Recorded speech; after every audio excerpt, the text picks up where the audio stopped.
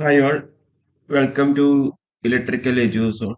അപ്പോൾ നിങ്ങൾ തമ്പനയിൽ കണ്ട പോലെ KWAയുടെ എക്സാം ഡേറ്റ് വന്നിട്ടുണ്ട്.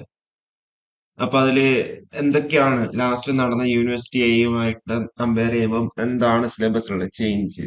നിങ്ങൾ മൈന്യൂട്ടായിട്ട് നിങ്ങളെ പെട്ടെന്ന് നോക്കുമ്പോൾ സിലബസ് ചേഞ്ചസ് ഇല്ല എന്നുള്ള രീതിയിൽ കാണാം. ആക്ച്വലി അവിടെ സിലബസിൽ ചേഞ്ചസ് ഉണ്ട്. നമുക്ക് അതിലേക്കൊക്കെ ഡീറ്റെയിൽ ആയിട്ട് വരാം. ഓക്കെ, മൈന്യൂട്ട് ആയിട്ടുള്ള ചേഞ്ചസ് ആണെന്നുണ്ടെങ്കിലും അത് ചേഞ്ചസ് തന്നെയാണ്.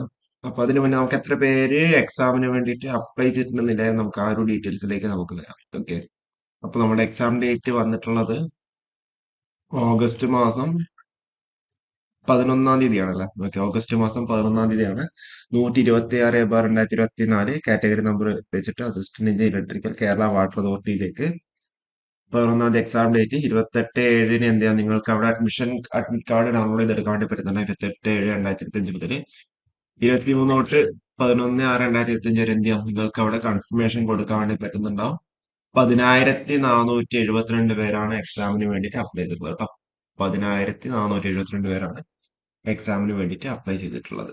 ഓക്കെ, അപ്പൊ അതിലേക്ക് സിലബസിലേക്ക് വരുമ്പോൾ നോക്കുകയാണെന്നുണ്ടെങ്കിൽ പെട്ടെന്ന് നോക്കുമ്പോൾ എന്താ, നമുക്ക് സിലബസിൽ അങ്ങനെ വലിയ ചേഞ്ചസ് ഒന്നും ഉള്ളതായിട്ട് തോന്നില്ല. പക്ഷെ ആക്ച്വലി അവിടെ ചെറിയ മൈന്യൂട്ട് ആയിട്ടുള്ള ചേഞ്ചസ് അവിടെ ഉണ്ട്. ഓക്കെ, മൈന്യൂട്ട് ആയിട്ടുള്ള ചേഞ്ചസ് അവിടെ ഉണ്ട്. അതുകൊണ്ടാണെന്ന് തോന്നുന്നു, അറിയില്ല. അല്ലെങ്കിൽ ഇത് യൂണിവേഴ്സിറ്റിയുടെ കൂടെ തന്നെ കോമൺ എക്സാം ആയിട്ട് നടത്താൻ വേണ്ടി പറ്റുന്നത് മാത്രമേ ഉള്ളൂ. പക്ഷെ അവിടെ നടത്തിയ ചേഞ്ചസ് എന്ന് വെച്ച് കഴിഞ്ഞാൽ മൈന്യൂട്ട് ആയിട്ടുള്ള ചേഞ്ചസ്, നമുക്ക് അതിലേക്ക് വരാം. അപ്പൊ detail syllabus for the post of assistant electrical KW. സർക്യൂട്ട്സിന്റെ കേസിലാണെന്നുണ്ടെങ്കിൽ അവിടെ പ്രത്യേകിച്ച് ചേഞ്ചസ് ഒന്നും വന്നിട്ടില്ല. നമ്മളെ ഈ ഇലക്ട്രിക്കൽ യൂണിവേഴ്സിറ്റീസ് ഇൻ കേരളയുടെ സെയിം സിലബസിനാണ്. KCL കിർച്ചോഫ് ലോസ് തൊട്ട് തുടങ്ങിയിട്ട് അനാലിസിസ് ഓഫ് കപ്പിൾഡ് സർക്യൂട്ട്സ്, അതേപോലെ AC ഫണ്ടമെന്റൽസ്, അതേപോലെ സ്റ്റഡി സ്റ്റേറ്റ് അനാലിസിസ്, അതേപോലെ റെസൊണൻസ് കാര്യങ്ങളൊക്കെയാണ് പറഞ്ഞിട്ടുള്ളത്. അപ്പൊ അവിടെ എന്താ വലിയ ചേഞ്ചസ് കാര്യങ്ങളൊന്നും അവിടെ വന്നിട്ടില്ല. ഇനിയിപ്പോ രണ്ടാമത്തെ പറയുമ്പോൾ മാഗ്നറ്റിക് സർക്യൂട്ട്സ്. മാഗ്നറ്റിക് സർക്യൂട്ട്സിലും ചേഞ്ചസ് ഒന്നും വന്നിട്ടില്ല. പക്ഷെ നമ്മൾ മുന്നത്തെ വെച്ച് കഴിഞ്ഞാല് എന്താ പറയണ്ടേ, ഈ രണ്ടാമത്തെ ഇതില് മാഗ്നറ്റിക് സർക്യൂട്ട്സ് അതിലും വലിയ ചേഞ്ചസ് ഒന്നും വന്നിട്ടൊന്നുമില്ല. എല്ലാം നേരത്തെ സെയിം സിലബസ് തന്നെയാണ്. മാഗ്നറ്റിക് ഫീൽഡ് സ്ട്രെങ്ത് വെച്ചിട്ട്, അതേപോലെ absolute and relative permittivity of medium, അതേപോലെ magnetic potential, relationship between magnetism and electricity. പക്ഷെ എന്താ, കുറച്ച് നല്ല നല്ല ക്വസ്റ്റ്യൻസ് നമ്മളിപ്പം കഴിഞ്ഞ എക്സാമിനൊക്കെ ചോദിച്ച് കാണുന്നുണ്ടല്ലോ. എക്സാമിന്റെ ലെവൽ ഈ രണ്ടാമത്തെ മൊഡ്യൂളിൽ നിന്നൊക്കെ ഒന്ന് കൂടിയിട്ടുണ്ട്. അപ്പൊ അതിനനുസരിച്ചുള്ള പ്രിപ്പറേഷൻ വേണം. കാണുമ്പോൾ ചെറിയൊരു മൊഡ്യൂൾ ആണെന്നുണ്ടെങ്കിലും നമ്മൾ അത്യാവശ്യം ഒന്ന് ഇൻഡെപ്തിൽ പഠിക്കേണ്ട സമയം അതിക്രമിച്ചിട്ടുണ്ട്. ക്വസ്റ്റ്യൻസിന്റെ ലെവൽ ഒന്ന് കൂടിയിട്ടുണ്ട്. നിങ്ങൾക്ക് യൂണിവേഴ്സിറ്റീസ് ഒക്കെ നോക്കുമ്പോൾ പുറമേ നോക്കുമ്പോഴെന്താ ക്വസ്റ്റ്യൻസ് സിമ്പിൾ ആയിട്ട് തോന്നാം. പക്ഷെ എന്ത് ചെയ്യണം, കുറച്ച് ഒന്ന് ഒന്ന് ഒന്ന് ഇരുത്തി ചിന്തിപ്പിക്കുന്ന, അല്ലാന്നുണ്ടെങ്കിൽ എന്താ പറയാ, നിങ്ങൾക്ക് പെട്ടെന്ന് എക്സാം ഹാളിൽ ചിലപ്പോൾ ആൻസർ കിട്ടിയില്ല എന്നുണ്ടെങ്കിൽ വീട്ടിലെത്തിയിട്ട് നോക്കുമ്പോഴെന്താ ചിലപ്പോൾ അവിടെ ആൻസർ കിട്ടുന്നുണ്ടാവും. ആ ടൈപ്പ് ഓഫ് ക്വസ്റ്റ്യൻസ് ഇപ്പം PSC റിലീസ് ചെയ്യാറൊക്കെ തുടങ്ങിയിട്ടുണ്ടല്ലേ. മൂന്നാമത്തെ മൊഡ്യൂളാണ് നമുക്ക് ചെറിയൊരു ചേഞ്ചസ് അവിടെ വന്നിട്ടുള്ളത്. മൂന്നാമത്തത് നമ്മളെന്താ, electrical machines, DC generator, single phase transformer, 3 face transformer, alternator, 3 phase induction motor. ഇവിടം വരെ ആയിരുന്നു നമ്മുടെ എക്സാമിനൊക്കെ ഉണ്ടായിരുന്നത്. യൂണിവേഴ്സിറ്റി ഒക്കെ നോക്കുമ്പോൾ ഇത്ര വരെയാണ് ഉണ്ടായിരുന്നത്. ഓ, ഓക്കെ, കർവ് വരെ, ടോർക്ക് സ്പീഡ് കർവ് വരെ ആണ് ഉണ്ടായിരുന്നത്. അതായത് സ്ലിപ്പ്, ടോർക്ക്, കറന്റ് ഇക്വേഷൻസ് വരെ. ഈ സ്പെഷ്യൽ ഇലക്ട്രിക്കൽ മെഷീൻസ് എന്താ ഇപ്പൊ അവരവിടെ ആഡ് ആക്കിയതാണ്. Types and applications.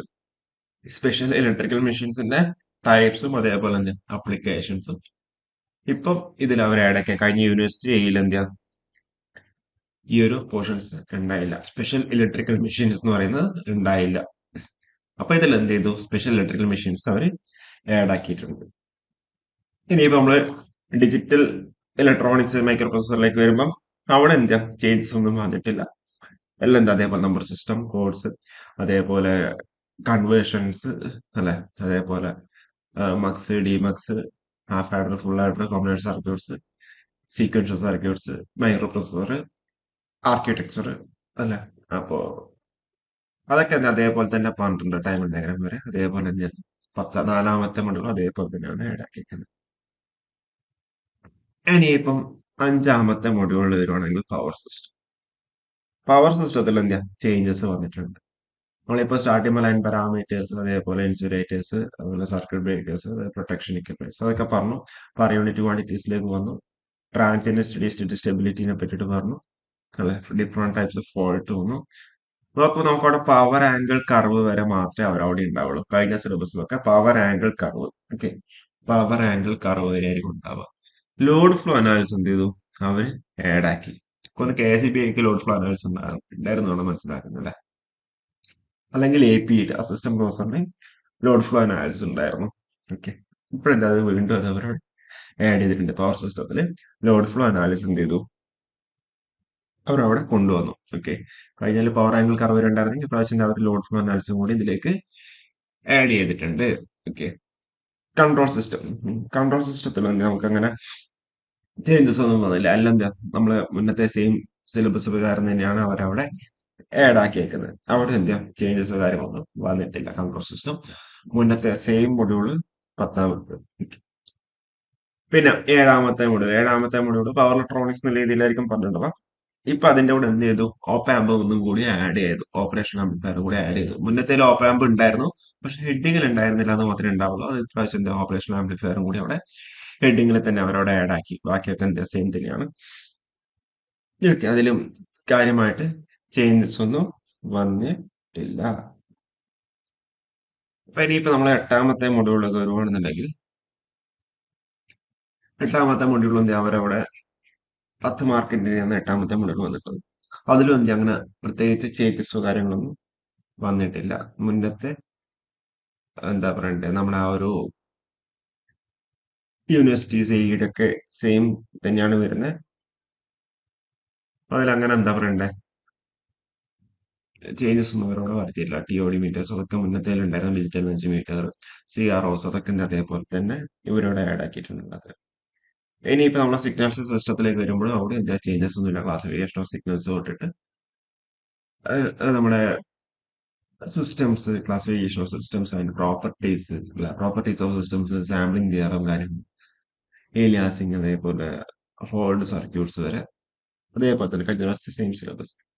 ഇനി 10ാമത്തെ മൊഡ്യൂൾ നിങ്ങൾ നോക്കി കഴിഞ്ഞാൽ മനസ്സിലാവും. 10ാമത്തെ മൊഡ്യൂൾ സിമ്പിൾ ആണ്, പക്ഷെ അതിന് കുറച്ചും കൂടി അഡ്വാൻസ്ഡ് ആയിട്ടുള്ള ക്വസ്റ്റ്യൻസ് വരുന്നുണ്ട്. അല്ലെ, വളരെ സിമ്പിൾ ആയിട്ടുള്ള കാര്യങ്ങളാണെന്നുണ്ടെങ്കിൽ കുറച്ചും കൂടി അഡ്വാൻസ്ഡ് ആയിട്ടുള്ള കാര്യങ്ങൾ വരുന്നുണ്ടാവും. ഓക്കെ, അപ്പോ അതും അതിലും ചേഞ്ചസ് ഒന്നും വന്നിട്ടില്ല. മുന്നത്തെ അതേ സെയിം സംഭവം തന്നെയാണ് അവരിവിടെ ആഡ് ആക്കിയേക്കുന്നത്. ഓക്കെ, അപ്പൊ മെയിൻ ആയിട്ട് വന്നുള്ള ചെറിയ ചെറിയ ചേഞ്ചസ് എന്ന് വെച്ച് കഴിഞ്ഞാല് പവർ ഇലക്ട്രോണിക്സിന്റെ കേസ് എനിക്ക് ഒന്നും കൂടി ഒന്ന് ചെക്ക് ചെയ്യാനുണ്ട്. പവർ ഇലക്ട്രോണിക്സിന്റെ ഇൻവേർട്ടേഴ്സിന്റെ കേസിൽ ഒന്നും കൂടി എനിക്ക് ഒന്ന് ചെക്ക് ചെയ്യാനുണ്ട്. അതിനെ ചെക്ക് ചെയ്തിട്ട് ഇവിടെ കമന്റിലായിട്ട് ആഡ് ആക്കാം. ഇത് ചേഞ്ച് വന്നിട്ടുണ്ടോ എന്നൊരു ഡൗട്ട് ഉണ്ട്.